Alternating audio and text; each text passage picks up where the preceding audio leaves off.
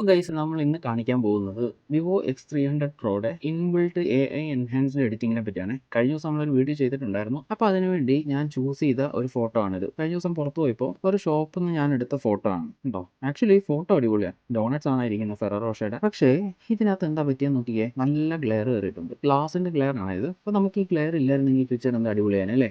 നമുക്ക് ഇതൊന്ന് മാറ്റി നോക്കാം. അതിനുവേണ്ടി നമ്മൾ നേരെ നമ്മുടെ ഇൻബിൽട്ട് എഡിറ്റ് യൂസ് ചെയ്യുന്നു. എഡിറ്റിന് ശേഷം AI റീടച്ച് സെലക്ട് ചെയ്തു. അവിടെ നമ്മുടെ AI ഇറേസ് എടുത്തു.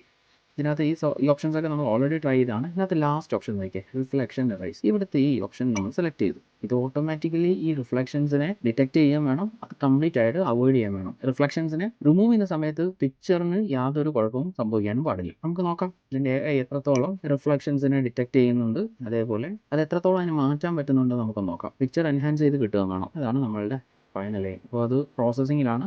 99% ആണ്. ലാസ്റ്റ് 1%-ൽ എന്താണ് സംഭവിക്കുന്നത് നമുക്ക് നോക്കാം. സി എങ്ങനെയുണ്ട്. അവിടെ ഒരു ഗ്ലാസ് ഉണ്ടെന്ന് പോലും ഇപ്പോൾ പറയത്തില്ല അല്ലേ. കംപ്ലീറ്റ് ആയിട്ട് നമ്മുടെ റിഫ്ലക്ഷൻ റിമൂവ് ചെയ്തിട്ടുണ്ട്. നമ്മളത് സേവ് ചെയ്തു.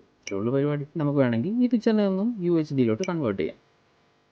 കണ്ടോ, ആ പിക്ചർ അൾട്രാ HD റെസൊല്യൂഷനിലേക്ക് വന്നിട്ടുണ്ട്. ഓക്കെ, ക്ലാരിറ്റി നോക്കിക്കേ, ഉണ്ടോ, അടിപൊളിയായിട്ടുണ്ട് അല്ലേ. ഇനി നമ്മൾ ചെയ്തത് സേവ് ചെയ്തു. ഒറിജിനൽ പിക്ചറും നമ്മൾ റിമൂവ് ചെയ്ത് റിഫ്ലക്ഷൻസ് റിമൂവ് ചെയ്ത പിക്ചറും നമ്മൾ ഡിഫറൻസ് ഒന്ന് നോക്കിക്കേ, കണ്ടോ.